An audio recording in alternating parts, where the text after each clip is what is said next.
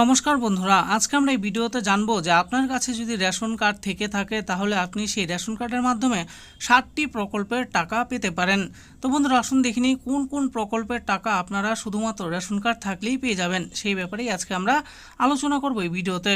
বলা হয়েছে ration card থাকলেই 7টি সরকারি প্রকল্পে টাকা পাবেন। কোন প্রকল্পে কত টাকা দিচ্ছে, তাহলে আসুন দেখে নিই কোন কোন প্রকল্পের টাকা পাওয়া যাবে। দেখুন, তো আছে দেশের কোটি কোটি রেশন গ্রাহকদের জন্য এক দারুণ সুযোগ। এখন রেশন কার্ড থাকলেই পাবেন এমন কয়েকটি জনপ্রিয় সরকারি প্রকল্পের সুবিধা, যার মাধ্যমে সরকারের তরফে গ্রাহকদের ব্যাংক অ্যাকাউন্টে সরাসরি টাকা পাঠানো হবে। আজকের এই আলোচনায় আমরা 7টি প্রকল্পের কথা বলবো, যেখানে আপনার একাধিক সুবিধা পেয়ে যাবেন। দেশ স্বাধীন হওয়ার পর থেকে ভারত সরকার তথা সকল রাজ্য সরকারের তরফে সকল রেশন গ্রাহকদের জন্য একাধিক সুবিধা নিয়ে এসেছে।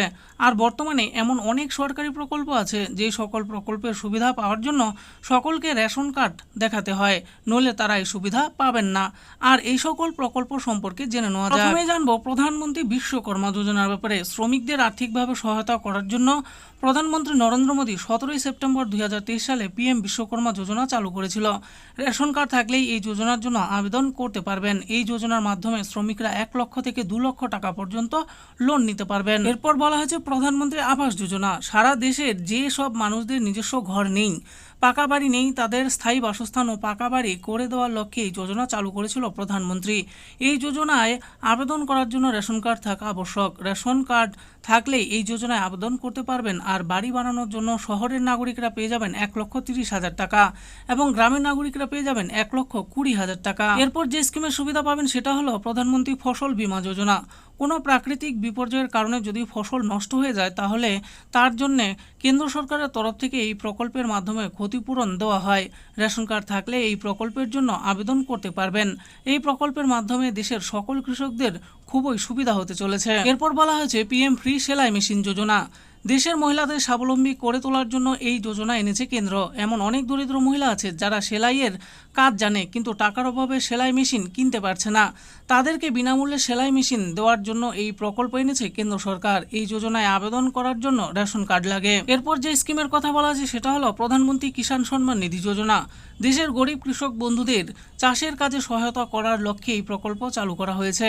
এই যোজনার মাধ্যমে কৃষকদের প্রতি বছর 6,000 টাকা করে দেওয়া হয়। এই প্রকল্পে আবেদন করার জন্য রেশন কার্ড থাকা প্রয়োজন। এরপর বলা হয়েছে শ্রমিক সুরক্ষা কার্ড বা ই শ্রম কার্ড। শ্রমিকদের ভবিষ্যৎ সুরক্ষার খাতিরে এই কার্ড চালু করেছে কেন্দ্র। 18 থেকে 59 বছর বয়সী যে কোনো নাগরিকরা এই প্রকল্পের সুবিধা নিতে পারবেন। আর ই শ্রম কার্ড এর সুবিধা পাওয়ার জন্য আপনাদের রেশন কার্ড থাকা আবশ্যক। এরপর বলা হয়েছে সরকারি কর্মীদের পেনশন। কেন্দ্র সরকারের কর্মীরা 60 বছর বয়সের পর থেকে একটি নির্দিষ্ট পরিমাণে পেনশন পেয়ে থাকেন। আর এই পেনশন পাওয়ার ক্ষেত্রে রেশন কার্ড আবশ্যক। আর বর্তমানে সকল পেনশন গ্রাহকদের নিজেদের জন্মের প্রমাণপত্র বা লাইফ সার্টিফিকেট জমা করা বাধ্যতামূলক।